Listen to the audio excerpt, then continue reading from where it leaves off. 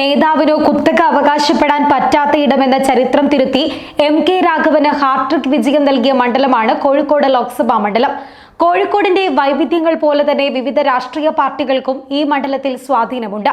CPM, Congress, BJP, മുസ്ലിം league എന്നിവയ്ക്ക് പുറമെ Janata Dal, NCP തുടങ്ങിയ പാർട്ടികൾക്കും കോഴിക്കോട് നല്ല വേരോട്ടമുണ്ട്. തുടർച്ചയായ 4ാം വിജയം നേടിയാണ് കോൺഗ്രസ് സ്ഥാനാർത്ഥി MK രാഘവൻ ഇത്തവണയും കോഴിക്കോട് മണ്ഡലത്തിൽ മത്സരിക്കുന്നത്. എന്നാൽ ഇത്തവണ ഏത് വിധേനയും കോഴിക്കോട് മണ്ഡലം തിരികെ പിടിക്കാനായി രാജ്യസഭാ MP കൂടിയായ ഇളമരം കരീമിനെയാണ് CPM രംഗത്തിറക്കിയിരിക്കുന്നത്.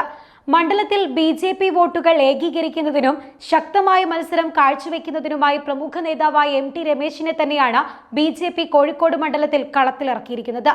കോൺഗ്രസിന്റെയും ലീഗിന്റെയും വോട്ടുകൾ ഏകീകരിച്ച് ഇത്തവണയും വിജയം നേടാൻ കഴിയുമെന്നാണ് MK രാഘവന്റെ വിശ്വാസം.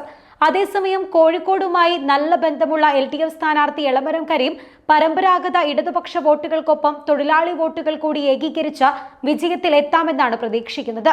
7 നിയമസഭാ മണ്ഡലങ്ങളാണ് കോഴിക്കോട് ലോക്സഭാ മണ്ഡലത്തിലുള്ളത്. കോഴിക്കോട് സൗത്ത്, കോഴിക്കോട് നോർത്ത്, ബേപ്പൂർ, ബാലുശ്ശേരി, ഏലത്തൂർ, കുന്നമംഗലം, കൊടുവള്ളി എന്നിവയാണിത്. നിലവിൽ കൊടുവള്ളി നിയോജക മണ്ഡലം മാത്രമാണ് UDF മുന്നണിക്കൊപ്പമുള്ളത്. ബാലുശ്ശേരി, കോഴിക്കോട് നോർത്ത്, ബേപ്പൂർ മണ്ഡലങ്ങളിൽ CPM-ഉം ഏലത്തൂരിൽ NCP-യും കോഴിക്കോട് സൗത്തിലും കുന്നമംഗലത്തും INL-ഉമാണ് ഭരിക്കുന്നത്. ഇത്തവണ കോഴിക്കോട് കഴിഞ്ഞ 15 വർഷം കൊണ്ട് താൻ മണ്ഡലത്തിൽ ഉണ്ടാക്കിയ ജനകീയത കൈമുതലാക്കിയാണ് MK രാഘവൻ 4ാമതും മത്സര രംഗത്തിറങ്ങിയിരിക്കുന്നത്.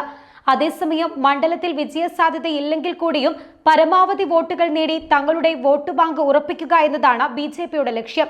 രാഷ്ട്രീയവും വികസനവും ചർച്ചയാകുന്നതിനൊപ്പം മത സാമുദായിക ഘടകങ്ങളും കോഴിക്കോട് മണ്ഡലത്തിന്റെ ഭാഗമാകുന്നുണ്ട്.